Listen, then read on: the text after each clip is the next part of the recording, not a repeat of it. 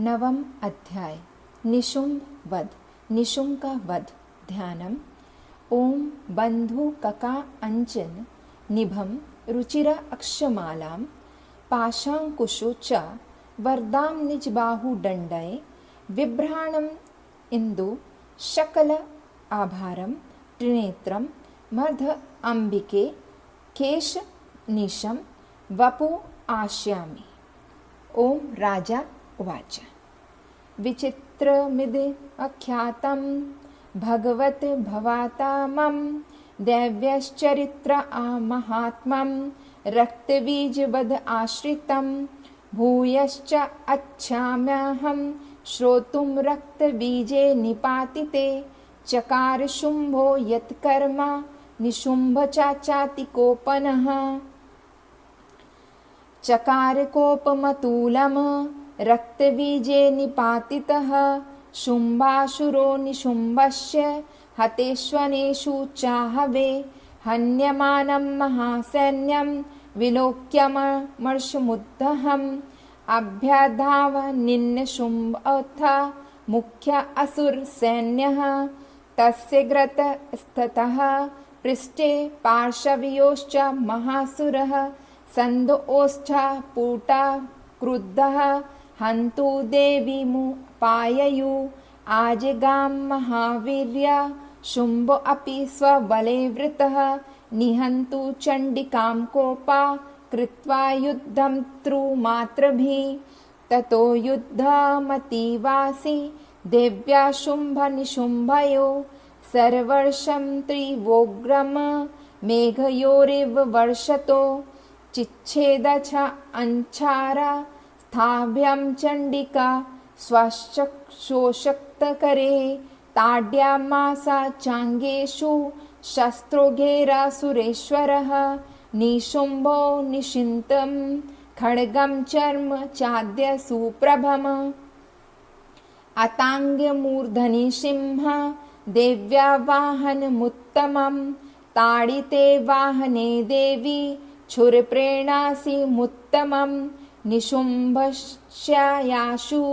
छिच्छदे चर्म चाप्यश्च चन्द्रकं छिन्ने चर्मणि खर्गे चाशक्तिं चिक्षेप सोऽसुरः तामपयस्य द्विधा चक्रे चक्रेणाभिमुखागतं कोपादमातु निशुंभोऽथ शूलों जाग्रं दानवः आयतं मुष्टिपातेन देवी चाप्यचूर्ण्यत आविध्यात् गदं सोऽपि चिक्षेप चण्डिकां प्रति सापि देव्या त्रिशूलेन भिन्ना भस्मत्वमागत तत्ता परशुहस्तं तमायान्तं दैत्यपुङ्गवम् आहत्य देवी वाणोघे रापातयत् भूतेले तस्मिन् पतिते भूमो निशुंभ भीम विक्रमे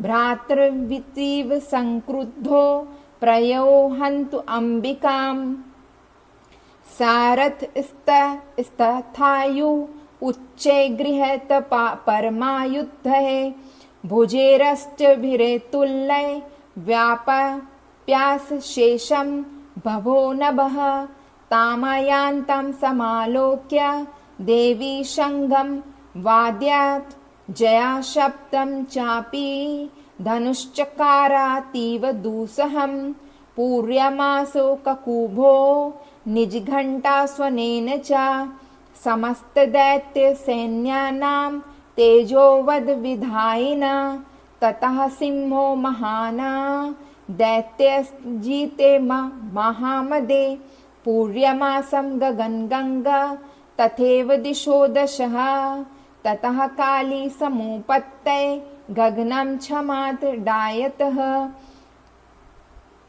कराभ्यं तन्निनादेन प्रकस्वानास्ति तिरोहितम् अट्टाहसं शिवं शिवदूती चकारः तै शब्दे सुरास्त्रेषु शुंभकोपं परं ययो दुरात्मं तिष्ठति व्याज्रः अंबिका यदा तदा जायत भीयन्तं दैवेर्काश संस्थिते शुभेनागत्य शक्ति मूर्त्या ज्वालति भीषणम् आयन्ति बाहिनी कूटाभा सा निरस्ता महोल्लेख्या सिंहनादेन शुम्भस्य व्याप्तं लोकत्रयन्तरम् निर्घातानि स्वनो घोरो जित्वान् वनीपते शुम्भमुक्ताक्षरान् देवी शुम्भस्तत्प्रहित अक्षरान् चिच्छेद स्वशरे गृग्रे शतशोतः सहस्रशः ततः सा चण्डिका क्रुद्धा शूलेनाभिजघानितं सा तद्दाभियतो भूमौ मूर्छितो निपपातः ततो निशुम्भ सम्प्राप्य चेतनामात्कामूर्खा आजघान शरे देवीं कालीं केशरिनं तथा पुनश्च कृत्वा बाहुना मयूत्तं धनुजेश्वरः चक्रायुधेन दितिच्छद्दाया यामास चण्डिकामा ततो भगवती क्रुद्धा दुर्गा दुर्गतिनाशिनी चिच्छेद चानि चक्राणि स्वाशारे सायकांशत्तान् ततो निशुम्भ वेगेन गदामादाय चण्डिकाम् अभ्यधावात वैहन्तु दैत्यसेना समावृतः तस्यापतत एवाशु गदाम चिच्छेद चण्डिका खड्गेन शितधारेण सा चाशूलं समाददे शूलहस्तं समायान्तं निशुम्भमर्दनं हृदय विव्याध शूलेन वेगाविद्वेन चण्डिका भिन्नस्य तस्य शूलेन हृदयानन्निसुतोपरः महाबलो महावीर्य तिष्ठेति पुरुषो वर्धन तस्य निष्क्रामतो देवी प्रहस्य स्वनः वत्तत्ता शीर्षिच्छेच्छदा खड्गेन ततो सावपत्तुद्धुभि ततः सिंहस्खाडाग्रे दृष्टाक्षुणानि शिरोधरान्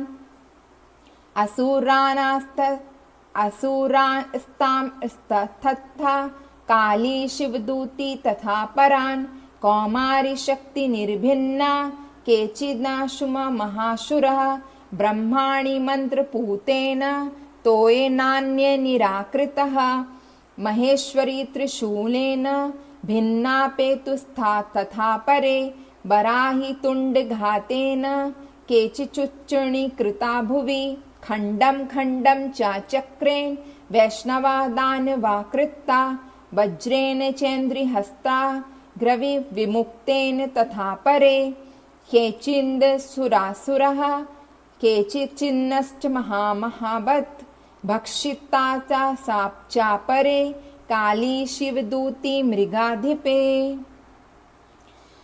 ओम जय जगदम्बे। इस पाठ में माता ने किस तरह से निशुम्भ का वध किया, आइए उस पाठ को अब हम करते हैं। राजा ने कहा, भगवान, आपके रक्त बीज वध से संबंध रखने वाला देवी चरित्र का यह अद्भुत महात्मा मुझे बतलाया। अब रक्त बीज के मारे जाने पर अत्यंत क्रोध में भरे हुए शुंभ और निशुंभ ने जो कर्म किया उसे मैं सुनना चाहता हूँ। ऋषि की कहते हैं, राजन, युद्ध में रक्तबीज तथा अन्य दैत्यों के मारे जाने पर शुंभ और निशुंभ के क्रोध की सीमा न रही। अपनी विशाल सेना इस प्रकार मारी जाती देख निशुंभ हर आमर्श में भरकर देवी की ओर दौड़ा। उसके साथ असुरों की प्रधान सेना थी। उसके आगे पीछे तथा पार्श्व भाव में बड़े बड़े असुर थे, जो क्रोध से होंठ चबाते हुए देवी को मार डालने के लिए आगे बढ़े। महाकर पराक्रमी शुंभ भी अपनी सेना के साथ मातृगणों युद्ध करके क्रोधवश चंडिका को मारने के लिए आ पहुंचा। तब देवी के साथ शुंभ और निशुंभ का घोर संग्राम छिड़ गया। वे दोनों दैत्य मेघों की भांति वाणों की भयंकर वृष्टि कर रहे थे। उन दोनों के चलाए हुए वाणों की चंडिका ने अपने वाणों के समूह से तुरंत काट डाला और सहस्त्र समूह की वर्षा करके उन दोनों दैत्याधिपति के अंगों में भी चोट पहुंचाई। निशुंभ ने तीखी तलवार और चमकती हुई ढाल लेकर देवी के श्रेष्ठ वाहन सिंह के मस्तक पर प्रहार किया। अपने वाहन को चोट पहुंचाने वाले देवी ने छुरपुर नामक वाण से निशुंभ की श्रेष्ठ तलवार तुरंत ही काट डाली और उसकी ढाल को भी, जिसमें 8 चांद जड़े थे। खंड खंड कर दिया। ढाल और तलवार के कट जाने पर उस असुर ने शक्ति चलाई, किंतु सामने आने पर देवी ने चक्र से उसको भी 2 टुकड़े कर दिए। अब तो निशुंभ क्रोध से जल भर उठा और उस दानव ने देवी के मारने के लिए शूल उठाया, किंतु देवी ने अपने समीप आने पर उसे भी मुक्के से मारकर चूर्ण कर दिया। तब उसने गदा घुमाकर चंडी के ऊपर चलाई, परंतु वह भी देवी के त्रिशूल से कटकर भस्म हो गई। तदंतर दैत्यराज निशुंभ को फरसा हाथों में लेकर आते देख देवी वाण समूह घायल होकर धरती पर सुला दिया। उस भयंकर पराक्रमी भाई निशुंभ के धराशायी हो जाने पर शुंभ को बड़ा क्रोध हुआ और अंबिका का वध करने के लिए वह आगे बढ़ा। रथ पर बैठे ही उत्तम आयुधों सुशोभित अपनी बड़ी बड़ी 8 अनुपम भुजाओं समूचे आकाश में ढककर वह अद्भुत शोभा पाने लगा। उसे आते देख देवी ने शंख बजाया, धनुष की प्रत्यंचा भी अत्यंत दुस्साह शब्द किया। साथ ही अपने घंटे के शब्द से जो समस्त दैत्य सेनाओं की तेज नष्ट करने वाला था, संपूर्ण दिशाओं को व्याप्त कर दिया। तदंतर सिंह ने भी अपनी दहाड़ से, जिसे सुनकर बड़े बड़े गर्जनों के महान मधु युद्ध दूर हो जाते हैं, आकाश पृथ्वी और 10 दिशाओं को गुंजा गया। फिर काली ने आकाश में उछलकर अपने दोनों हाथों से पृथ्वी पर आघात किया। उससे ऐसा भयंकर शब्द हुआ जिससे पहले के सभी शब्द शांत हो गए। तत्पश्चात शिवदूती ने दैत्यों के लिए अमंगलजनक अट्टहास किया। इन शब्दों के सुनकर समस्त असुर थर्रा उठे, किंतु शुंभ को बड़ा क्रोध हुआ। उस समय देवी जब शुंभ को लक्ष्य करने को कहा, ओ दुरत्मन, खड़ा रह, खड़ा रह, तभी आकाश में खड़े हुए देवता बोल उठे, जय जय हो, जय हो। शुभ ने वहां आकर ज्वालाओं से युक्त अत्यंत भयानक शक्ति चलाई। अग्निमय पर्वत का समान आती हुई शक्ति को देवी बड़े बारे लूक से दूर से हटा दिया। उस समय शुंभ के निसिहनाद से तीनों लोग गूंज उठे। राजन, उसकी प्रतिध्वनि से वज्रपात के समान भयानक शब्द हुआ, जिसने अन्य सब शब्दों को जीत लिया। शुंभ के चलाए हुए वाणों को देवी और देवी के चलाए हुए वाणों को शुंभ ने अपने भयंकर वाणों द्वारा सैकड़ों और हजारों टुकड़े कर दिए। तब क्रोध में भरी हुई चंडिका ने शुंभ को सूल से मारा। उसके आघात से मूर्छित हुआ पृथ्वी पर गिर पड़ा। इतने में ही निशुंभ की चेतना हुई और उसने धनुष हाथ में लेकर वाणों द्वारा देवी काली तथा सिंह को घायल कर दिया।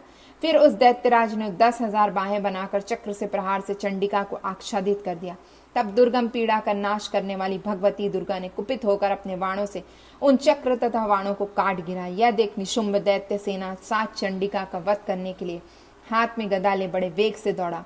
उसके आते ही चंडिका तीखी धार वाली तलवार से उसकी गर्दन को शीघ्र ही काट डाला। तब उसने शूल हाथ में ले लिया। देवताओं की पीड़ा देने वाली निशुंभ को शूल हाथ में लिए आते देख चंडिका ने वेग से चलाए हुए अपने शूल से उसकी छाती छेड़ डाली। शूल से विदीर्ण हो जाने पर उसकी छाती एक दूसरे महाबली एवं महापराक्रमी पुरुष खड़ी रह कहता हुआ निकला। बस उस निकलते हुए पुरुष की बात सुनकर देवी ठट्ठा कर हंस पड़ी और खड़क से उन्होंने उसका मस्तक काट डाला। फिर तो वह पृथ्वी पर गिर पड़ा। तदंतर सिंह अपनी दाढ़ों से असुरों को गर्दन कुचलकर खाने लगा। यह बड़ा भयंकर दृश्य था। उधर काली तथा शिवदूती ने भी अनन्य देवताओं को भक्षण आरंभ कर दिया। कुमारी की शक्ति से विदीर्ण होकर कितने ही महादैत्य नष्ट हो गए। ब्राह्मणी के मंत्र मुक्त जल से निस्तेज होकर कितने ही भाग खड़े हुए। कितने ही दैत्य महास्वरे के त्रिशूल से छिन्न भिन्न हो धाराशायी हो गए। वारही थुथुन के आगाज से कितनों को पृथ्वी पर कचू मार निकल गया। वैष्णवी भी अपने चक्र से दानवों को टुकड़े टुकड़े कर डाला। ऐन्द्री के हाथ से छूटे हुए वज्र से भी कितने ही प्राणों से हाथ धो बैठे। कुछ असुर नष्ट हो गए और कुछ उस महायुद्ध में भाग गए तथा कितने ही काले शिवदूत तथा सिंह के ग्रास बन गए। इस प्रकार श्री मार्कंडेय पुराण सर्वणिक मनवंतर की कथा अंतर्गत देवी महात्म निशुंभ वध नामक 9वां अध्याय आज पूरा होता है। जय जय जगदम्बा। हे जगदम्बा, जैसे आपने सबकी मनोकामना पूर्ण की है, वैसे ही जो भी श्रोतागण हैं, जिनकी भी जो परेशानी उसको दूर कीजिए और हम सबकी रक्षा कीजिए। जय भवानी।